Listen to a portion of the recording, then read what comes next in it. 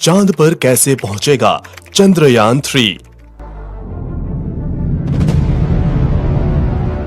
चांद पर कैसे उतरेगा चंद्रयान-3?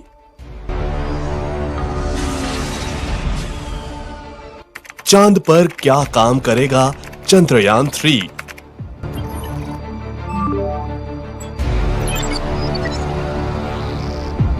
भारत के लिए चांद से क्या लेकर आएगा चंद्रयान-3?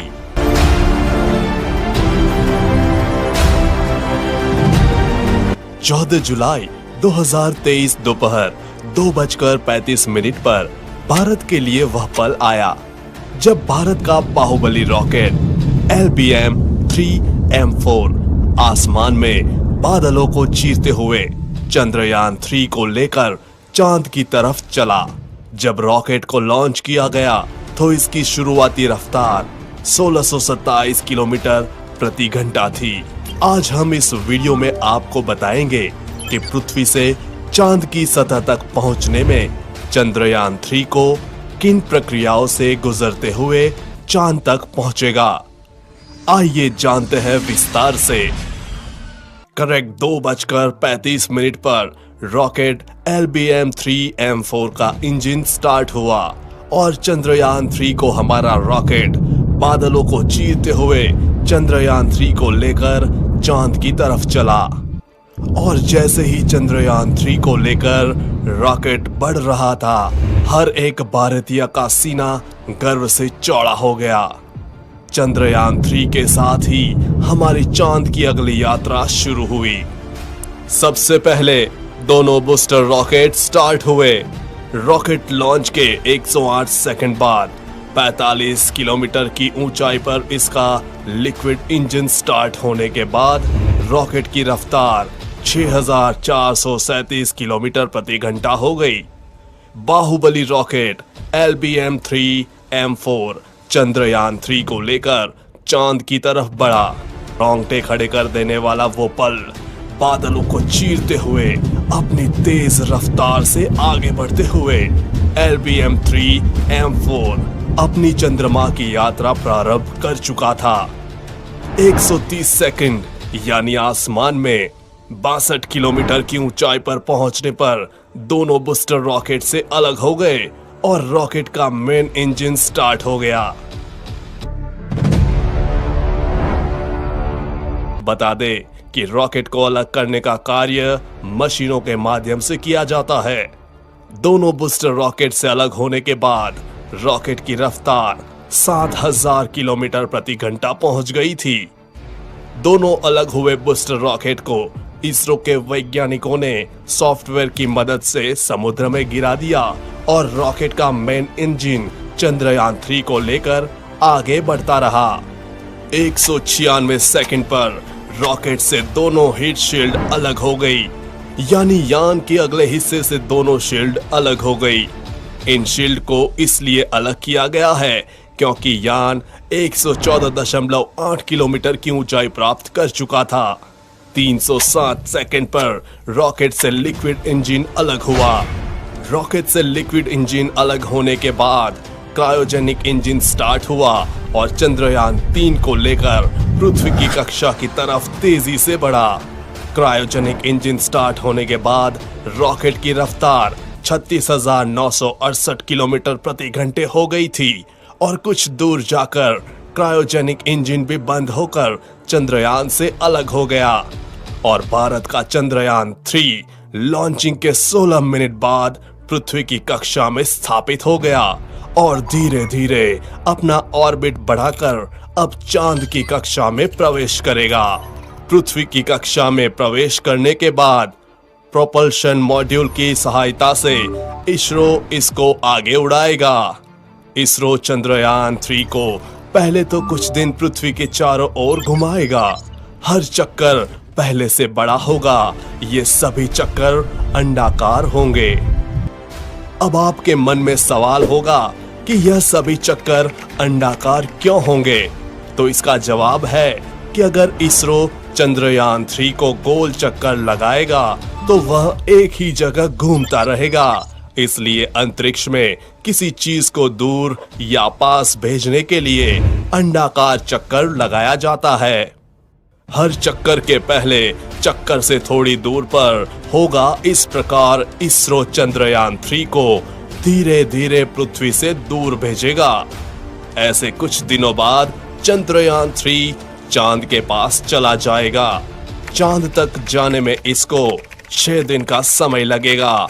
जब चंद्रयान 3 चांद की कक्षा में प्रवेश करेगा तो वापस से पृथ्वी वाली प्रक्रिया अपनाई जाएगी। चंद्रयान 3 को अब चांद की कक्षा में घुमाया जाएगा और धीरे धीरे चांद के पास ले जाया जाएगा। चांद की कक्षा में प्रवेश करने के बाद यान 13 दिन तक चांद के चक्कर लगाएगा। चंद्रयान 3 अपने साथ 3 अलग अलग हिस्से लेकर जा रहा है। सबसे पहला उड़ाने वाला हिस्सा प्रोपल्शन मॉड्यूल, दूसरा हिस्सा उतारने वाला हिस्सा लैंडर मॉड्यूल और आखिरी तीसरा हिस्सा है घूमने घुमाने और जानकारी जुटाने वाला हिस्सा रोवर और ऑर्बिटर वाला हिस्सा इस बार नहीं भेजा गया है, क्योंकि चंद्रयान 2 का ऑर्बिटर पहले ही चांद के चारों ओर घूम रहा है।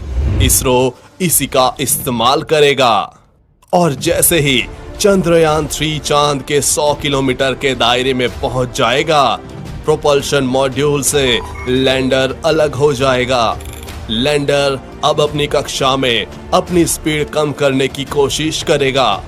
करीब 40 से 42 दिन बाद लैंडर और रोवर चंद्रमा के साउथ पोल पर उतर जाएंगे। चंद्रयान 3 की चंद्रमा पर लैंडिंग 23 अगस्त की शाम 5:47 पर रखी गई है, लेकिन वहां सूर्योदय की स्थिति को देखते हुए इसमें बदलाव हो सकता है। अगर सूर्योदय में देरी होती है तो इसरो लैंडिंग का समय बढ़ाकर इसे सितंबर में कर सकता है। चांद पर चंद्रयान 3 को उतारना इस मिशन का सबसे कठिन पार्ट में से एक है। चंद्रयान 2 भी इसी समय फेल हुआ था। यह आखिरी 15 मिनट इस मिशन के सबसे कठिन मिनट होंगे।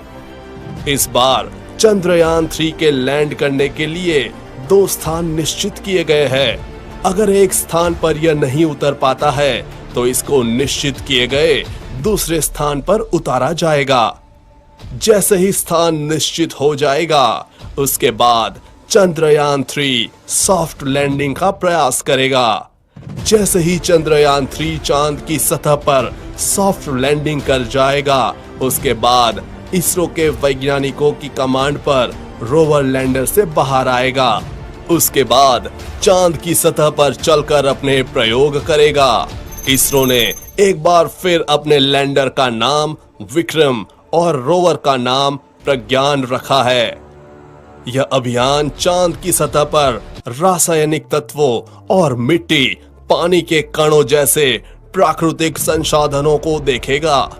यह अभियान चांद की बनावट को लेकर हमारी जानकारी में महत्वपूर्ण इजाफा करेगा। वैज्ञानिक परीक्षण के लिए यह अंतरिक्ष यान अपने साथ कई उपकरणों को ले जा रहा है, जिसमें सिस्मोमीटर भी शामिल है ताकि चांद के भूकंप को मापा जा सके। वैज्ञानिक इस तरह के परीक्षण से चांद की सतह के तापमान और वहां के वातावरण के अन्य तत्वों को जान सकेंगे। इस पर ऊर्जा के लिए सोलर पैनल लगे होंगे, जिसकी सहायता से रोवर को चांद की सतह पर ऊर्जा मिलेगी और यह वहां पर चल पाएगा। जानकारी के लिए बता दें कि इस मिशन को यानी कि रोवर और लैंडर को 14 अर्थ डेज के मिशन पीरियड के लिए ही इनिशियली डिजाइन किया गया है।